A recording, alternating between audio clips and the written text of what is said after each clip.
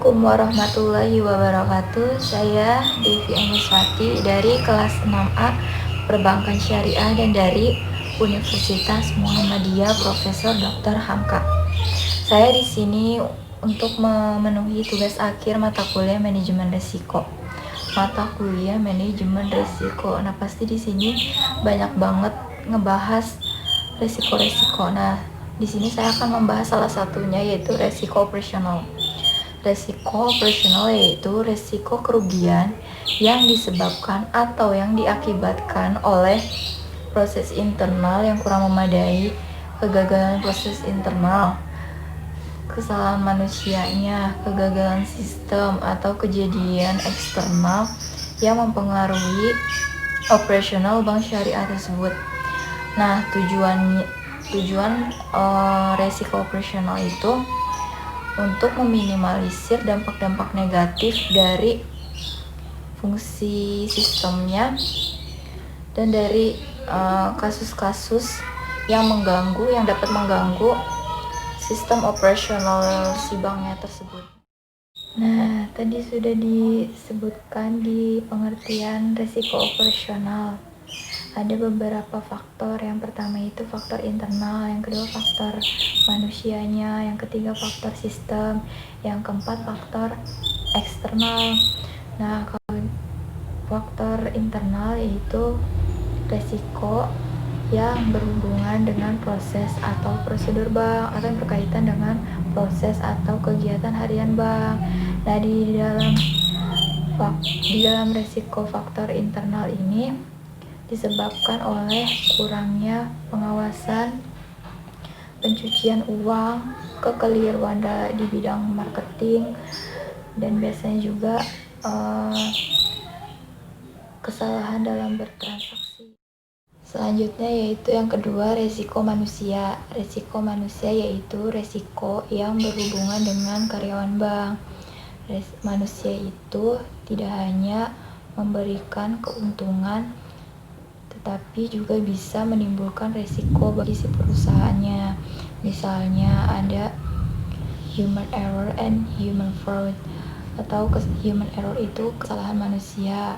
Contohnya ketidaktahuan si manusianya, terus kurang terampilnya si manusia, ketidakcakapan si manusia, juga kelalaian atau kecerobohan si manusianya itu.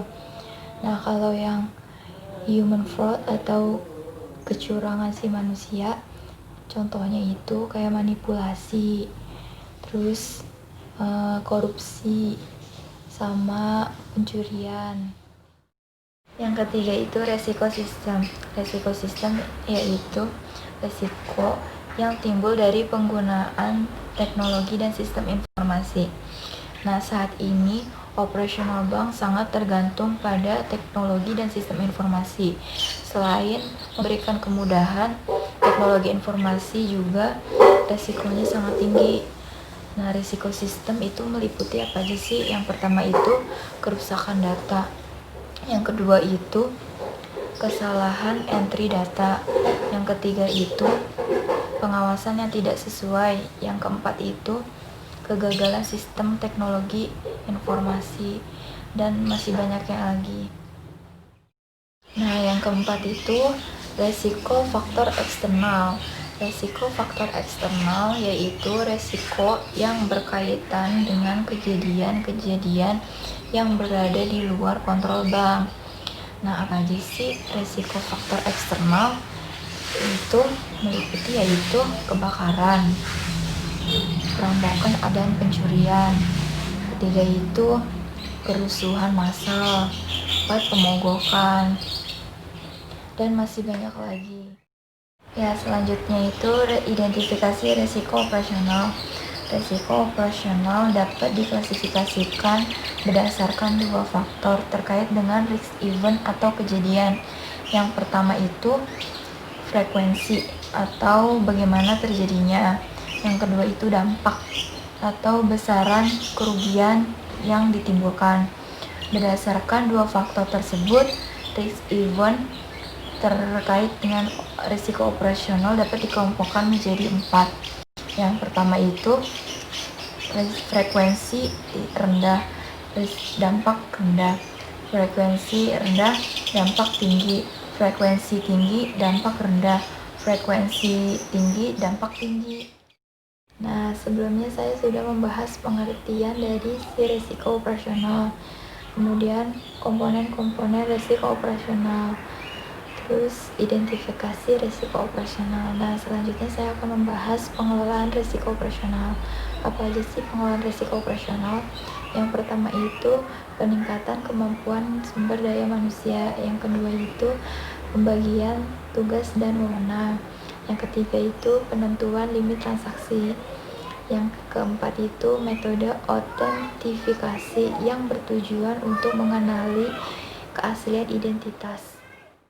Tadi kan ada frekuensi rendah, dampak rendah, frekuensi tinggi, dampak tinggi. Itu maksudnya apa sih?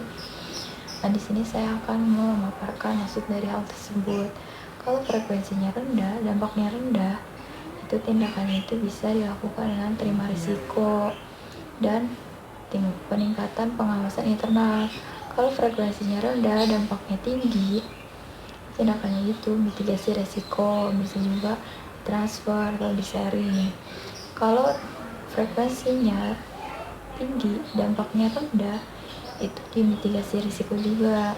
Terus perbaikan kebijakan dan prosedur. Terus kalau yang frekuensinya tinggi, dampaknya tinggi, tindakannya itu hindari risikonya dan dapat mengancam kelangsungan si banknya.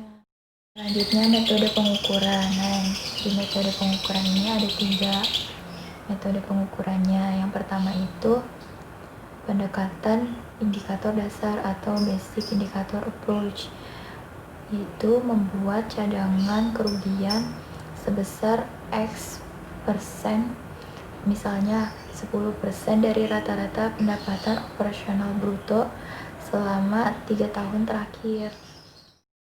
Selanjutnya yaitu pengukuran risiko operasional.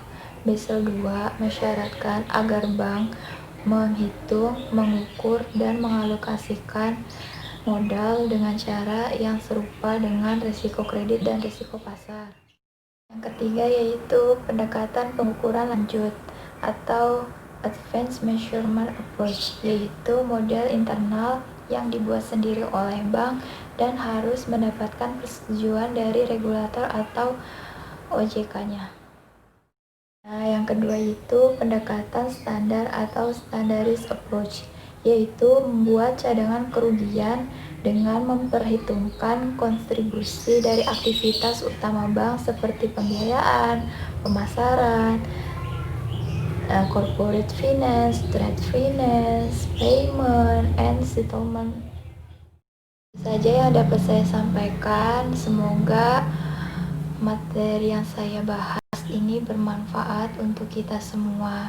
Kurang lebihnya mohon maaf. Wassalamualaikum warahmatullahi wabarakatuh. Saya Devi Anjaswati undur pamit.